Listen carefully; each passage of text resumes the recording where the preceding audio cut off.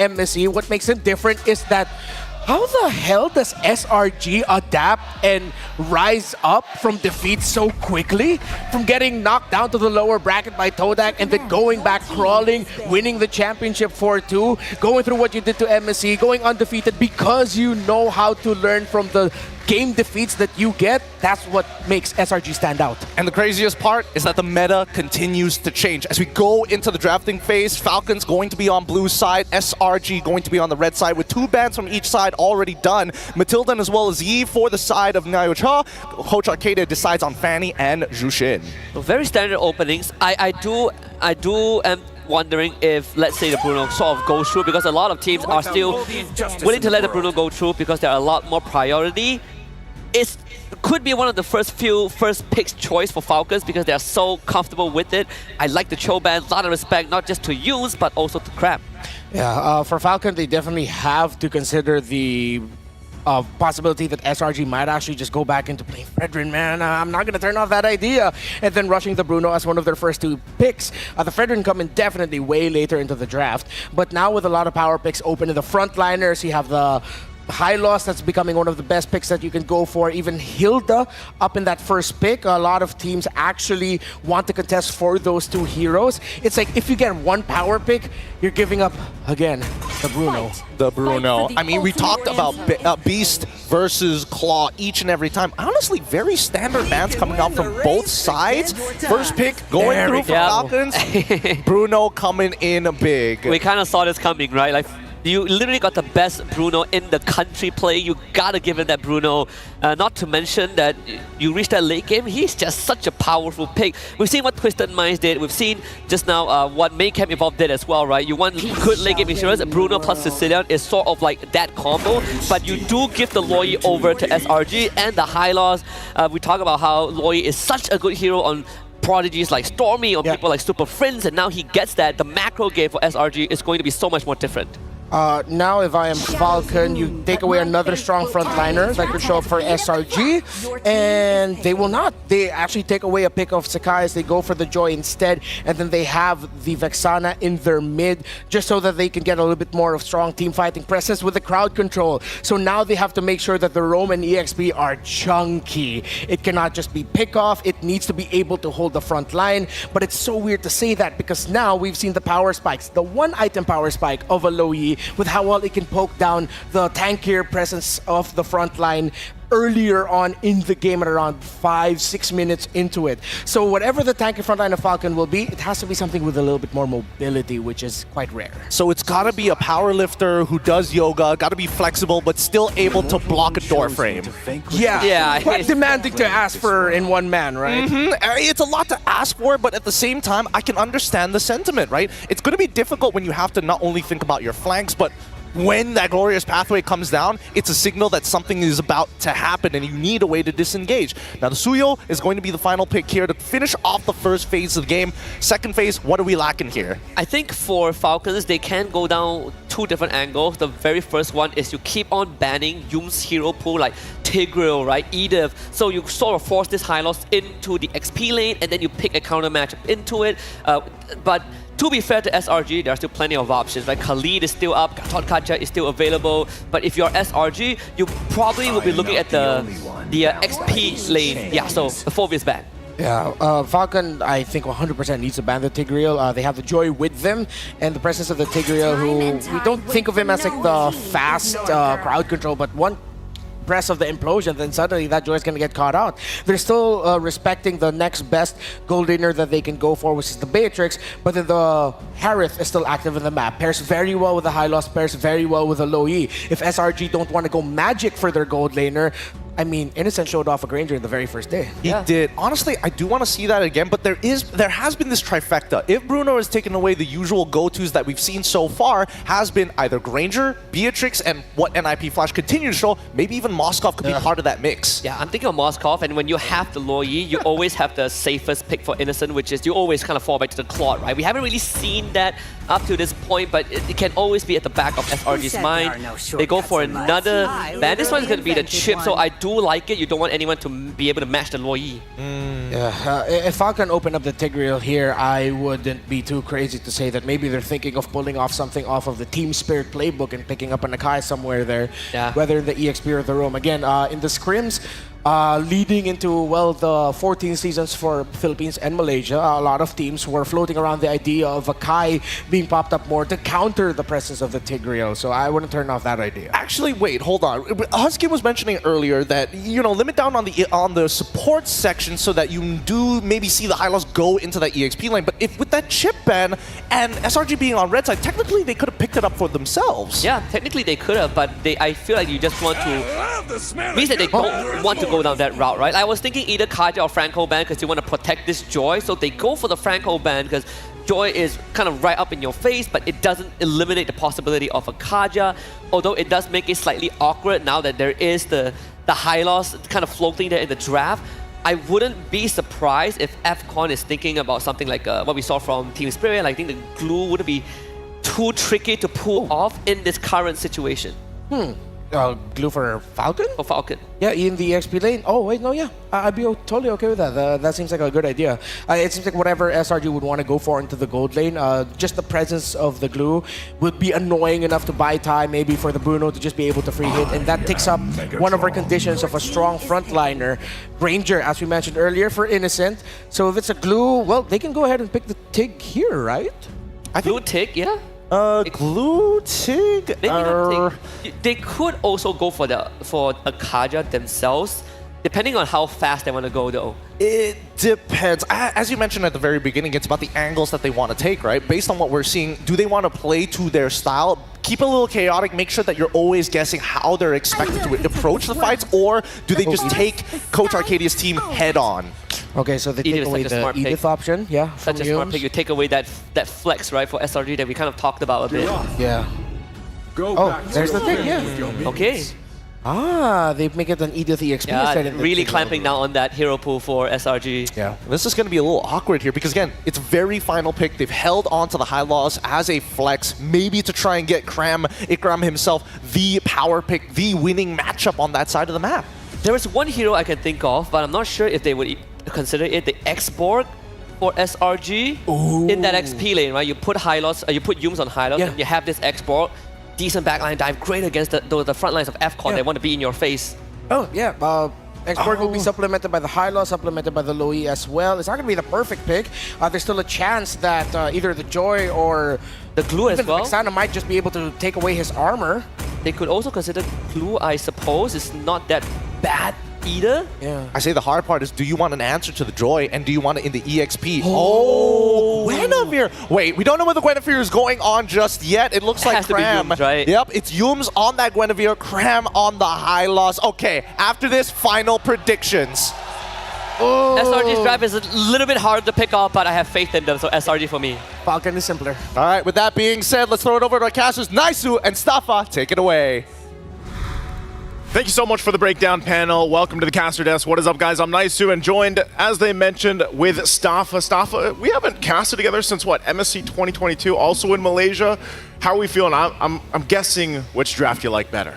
I mean, there's already a bit of bias going on there, but I think we are in for a very exciting series right here, ladies and gentlemen. We shall witness the Giants tremble the earth as the Falcons take to the air for a battle between land and sky. The land of Dawn shall bear witness to a duel upon the M6 Swiss stage. With that being said, jumping into the land of Dawn here. Again, it's a best of one. This is going to be the Falcons soaring high to take down the Giants. We will find out. It's a jam-packed house here, and you could probably hear behind us. They've got the drums out and everything for the home squad team, SRG. Now, looking at the lineups, like I mentioned, you know, Staffa, I know you're loving SRG, what they brought to the table in this composition, but also for Falcon Esports, I've been really impressed with how they've been able to play up to this point throughout the Swiss stage. And the fact that they went that first pick for Benny, one of the marquee picks right now of M6, and a lot of the cause of debate on what should happen to Bruno, it's a solid choice for them to go ahead and start things off. Not only that, but even the fact that they have a Tigreal and a Vexana to help set things up. You throw in an Edith there too. That's a whole lot of crowd control that SRG has to deal with. Yeah, I agree with you, Naisu. Like, I definitely want to root for SRG a little bit, but I cannot deny that Falcon Esports has a draft that actually is pretty terrifying, right? They have so much set up with the Edith and Tigreal to follow up on things, and Selangor Red Giants are very reliant on this Guinevere actually landing onto Dax. And that's a joy. You're not going to catch her easily. Not going to be able to catch her easily, and I think part of this, too, is I really got to see. I know it seems, hold on, top side. Trying to go for top lane gank onto Royal Milk. Not quite able to finish off Evil Queller. Going to miss right at the end there. You know, how many times are we to see that too, by the way? Just low health bars and a Suyo across. Royal Milk's got to do it again. Ooh, a nice dash from Royal Milk just to make sure that he's not going to get picked off here. Dax already waiting in the brush, but don't think going to try and challenge this. They have their eyes on the turtle. And this is what I want to see here, Stafa, is how is SRG going to utilize, especially the Guinevere pick? I know we've seen it pop up a couple times now.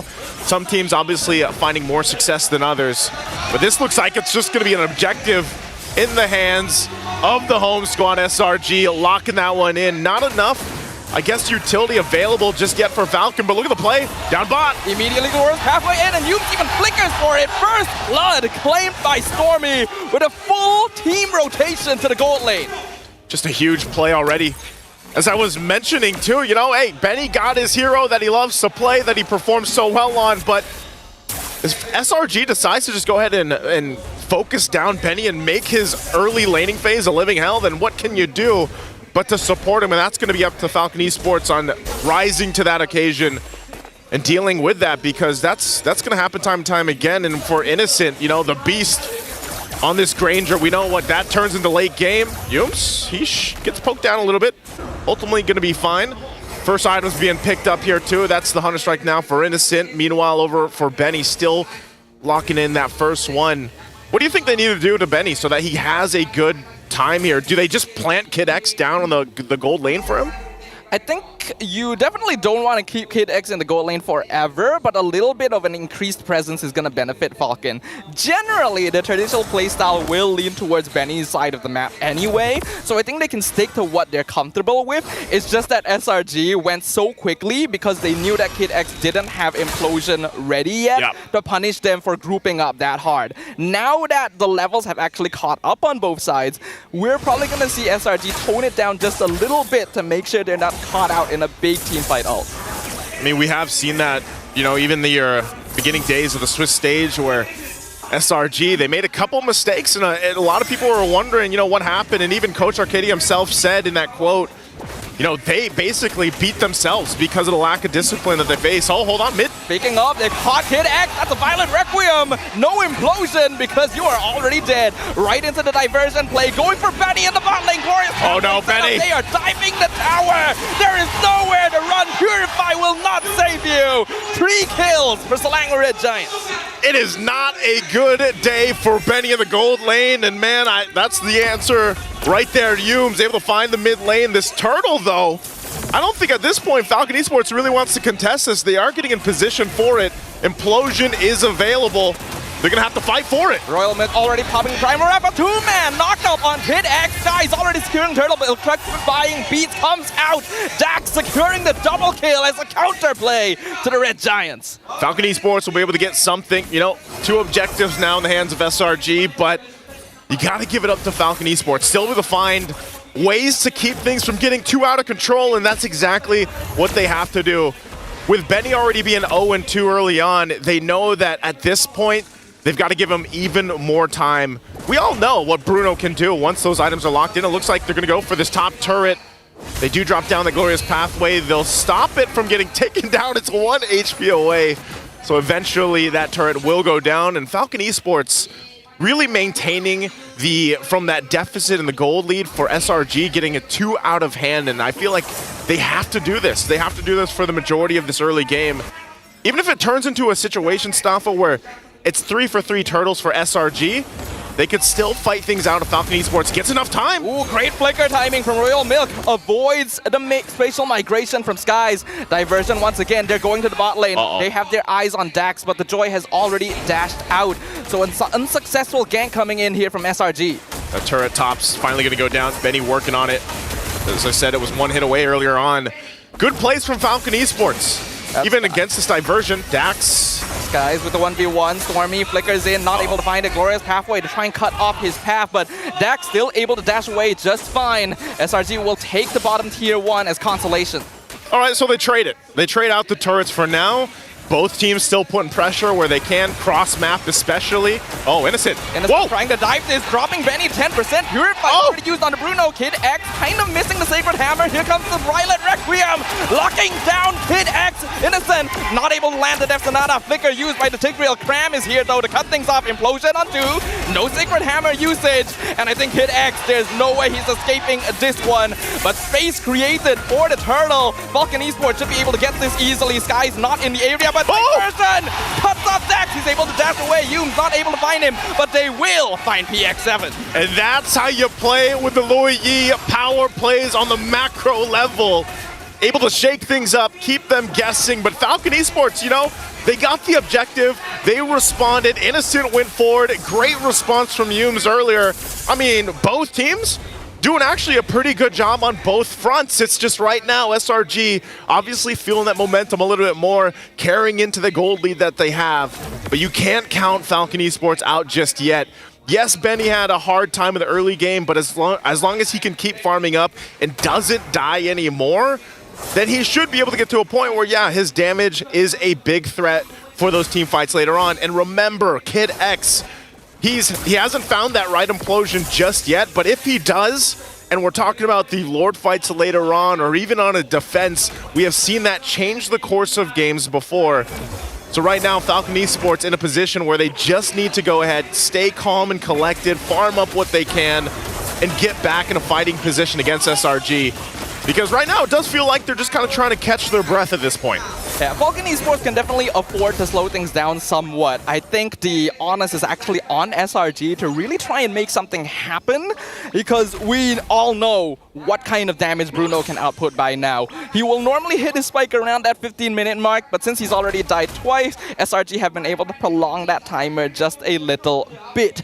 But once you get into the real late game stages, those 5v5s can be really scary. There's another close out! Innocent! With the sniping across the map, taking the Falcons out of the sky. Oh, and Hume's jumping in. Yep, he's still finding more Violet Requiem. There is nothing Kid X can do here. Selangor Giants will take their jungle. Right now, the Beast is winning the battle. Royal Milk, too, doesn't want to overextend into that, because right now, this Lord is up. You can see the pushing going on here on the top side, but it looks like this is going to be a Lord for SRG. And still, they just keep the momentum going. Definitely looks like they're a lot more disciplined this time around and ready to carry in towards the base. They've got the tier 2 still to work through, and even that tier 1 up top. But SRG in a good position. Even looking at the damage tell, I mean, my goodness, talk about the Beast here, Innocent. Look at the damage profile on this Granger. That is very, very impressive. Innocent, he did debut this Granger in the first game of M6, but they didn't do all that well. But now they're changing it up. Divergent play into the back line. That's going to be your knockup on Royal Milk. Killing spree for Skies. And we can see that Selangor Red Giants are continuously applying pressure on the bottom half of the map. Skies even cutting off the back line. A flicker forward by Stormy. Purify used by Benny. Two-man implosion from Kid X. But Skies is still running forward. Mega kill for the Suyo. But they will trade Stormy for it, and Benny even picking up the shutdown. They got a couple of kills. Benny's out of the picture again. Lord is still up in the mid lane. It's Kid X and PX7. No Eternal Guard available for PX7. They should be able to get this turret. Still putting the pressure there. They drop down the Glorious Pathway. And this is, remind you, what Coach Arcadia said, SRG will stay disciplined. They went a little overzealous there on the bottom side. They didn't get that tier 2 there, but they do get out. Just focusing on the turrets. It was only that first Lord. And so Falcon Esports, you know, they're seeing that gold lead get a little bit bigger across from them, and they're feeling the amount of pressure that's being put. And it's really up to them to go ahead and slow things down, farm up to where they need to be. I think even to a sense, you know, Benny, the fact that he was able to get a kill and that we got that preview of that implosion, but with the difference in terms of the value of items that they have, it's really difficult to capitalize on the implosions right now. Like, if you think about all the crowd control, where are they sending this diversion? Oh no, Benny. Benny should have seen that. I don't think he did, but He's still kind of at a bad angle that SRG can't really connect on, so they will eventually pop out, even the Glorious Pathway, just to make sure Falcon doesn't catch up with them as they back out from the jungle. At this point, Falcon Esports just trying to scrape up what they can. And you know, this has been the struggle, Stafa, of the Tigreal in general. Like throughout these past few days, I think even the sense in the wild card. It's great to have him, and then you're just traditionally a tanky hero, but if you fall behind and then you have this kind of scaling happening for the opposite team, you're just a guy that's throwing your body to the wind and hoping that you get an implosion off. And if you do, then that's great, but sometimes you're even dead before the team can shine and follow through. That's a Malefic Gun picked up now by Benny. This is the item that definitely is needed with a Bruno and has found a lot of success with. But I think even then, it's still, you're far away from getting to the point where you're able to actually turn some of the tides of this fight. This next Lord is coming up though, and I think for Falcon Esports, we see them check things. They might actually try to fight it again because Kid X has a flicker available. Royal Milk could be the one to set things up too. And that's what we haven't seen too much of just yet. This Edith value. Has he been able to find those flicker combinations with the Onward and Earthshatter combo, where then again, Kid X doesn't have to be the guy to do it first and he can follow through. But look at the amount of poke coming out from SRG already. Royal Milk at half health. Diversion? Only on Cram. They're cutting off Royal Milk specifically from the rest of his team, and the Spatial Migration will come in. Implosion on 2, but it's on Cram and Humes, and it doesn't even matter as Kid X is just held it down from behind. Falcon Esports, no way to connect. This is going to be another free Lord for the Red Giants. Another Lord taken by the power of the macro play that comes with a Loi Yi, man. It's something about this hero that just keeps teams on a guessing game throughout it. Where are they going to come from? What bush are they in? And here's a Glorious Pathway in the mid. I love the way Cram is using these just to set up space. And Innocent with the Death Sonatas. PX7 almost dead just like that. Dax can't even run in with the electrifying beats. Selangor Red Giants are looking to tighten the noose. Put the final nail in the coffin for Falcon Esports. Lord now pushing in mid lane. Gonna crash in. Mid inhibitor gone easily for SRG. Royal Milk trying to hold the front line, but he knows that it's dangerous for him to stand too far forward. Even Primal Wrap used just to clear up the Lord. And they will finally at least hold against the SRG minion waves. Gonna be able to hold it. They only lose that mid turret. So Falcon Esports still trying to stay into this. You know, this is looking a little dangerous and a little dire for them though, because of just how much poke from a range is gonna happen from SRG.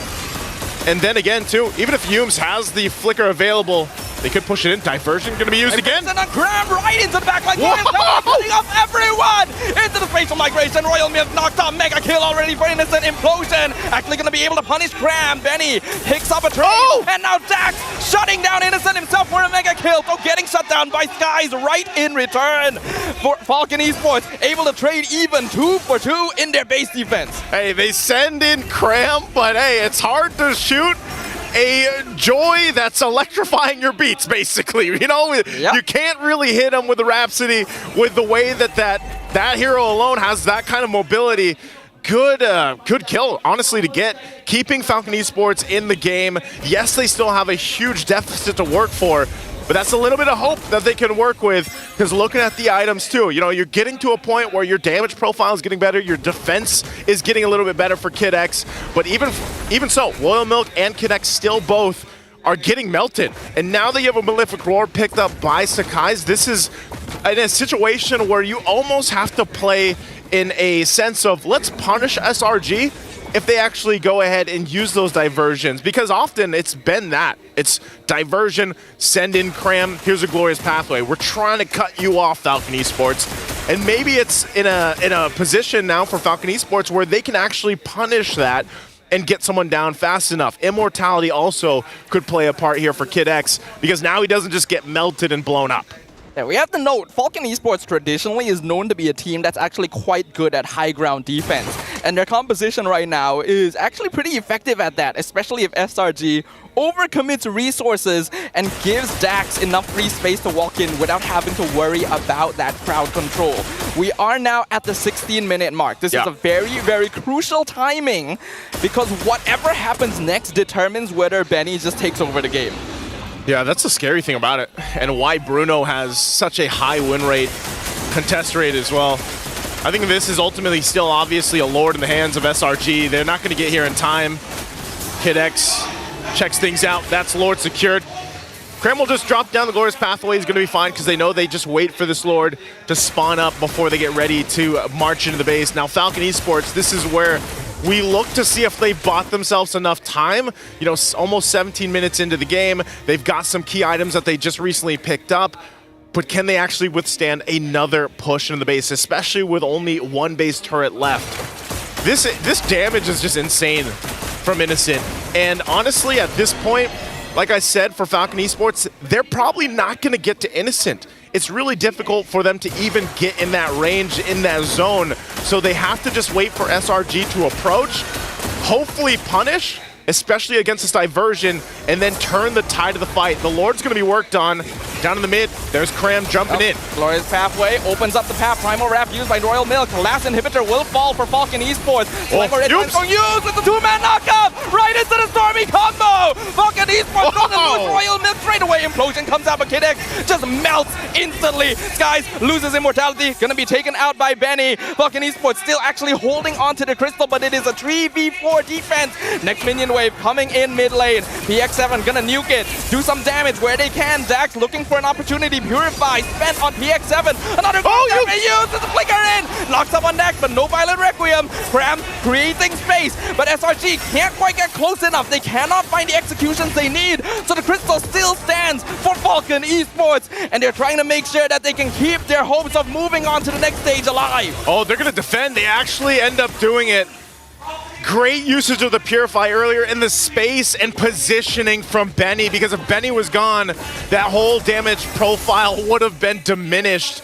Yes, PX7 is able to go ahead and hold things steady, but ultimately it comes down to Benny and if SRG can take him out or not. I mean, both gold laners, hey, the panel previewed this leading into the matchup. It's the Beast versus the Claw, and that's exactly how it's fallen into place. You can see the items with both gold laners. Like, they're pretty much where they need to be. And now for Benny, you know, he's in a position where, yes, he can go ahead and sustain through some of the fights. He's even got the Rose Gold Meteor here. He's actually helping him with the Sea Halberd too, with some of the sustainability with that Revitalize across from them.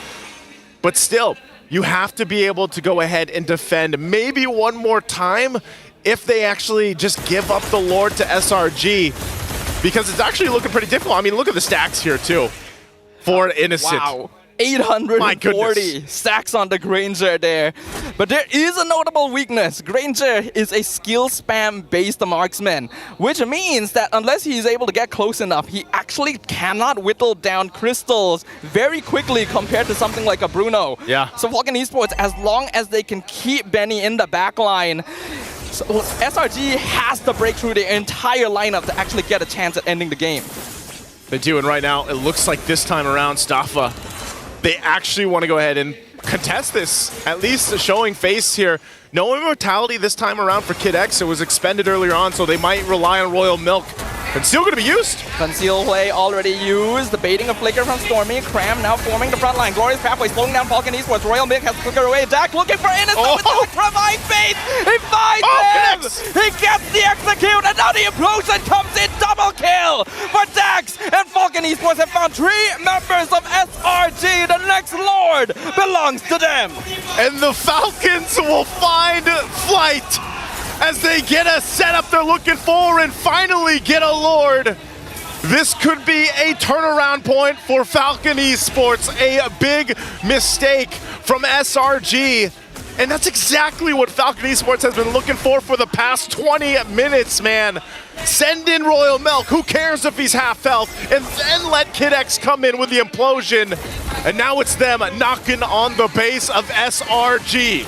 SRG now has to hold another 10 seconds before the rest of the members come up. Yumes misses the flicker, implosion catches them, and it's a killing spree for Benny! An absolute reversal as Falcon Esports topples the Giants and takes the victory! The Falcons will soar once again. Discipline and determination on the base defense time and time again, and I know our crowd, They're a little quiet right now, guys, because what a turnaround from Falcon Esports. Amazing performance, amazing discipline. Remind you, Benny did not have a good early game. They had to scrape, and just bring it back in their favor, and that's exactly what they did, and why you cannot count any team out, especially in these best of ones. Another victory added here for Falcon Esports. Amazing, amazing performance. Some adjustments for SRG. Let's throw it over to the panel.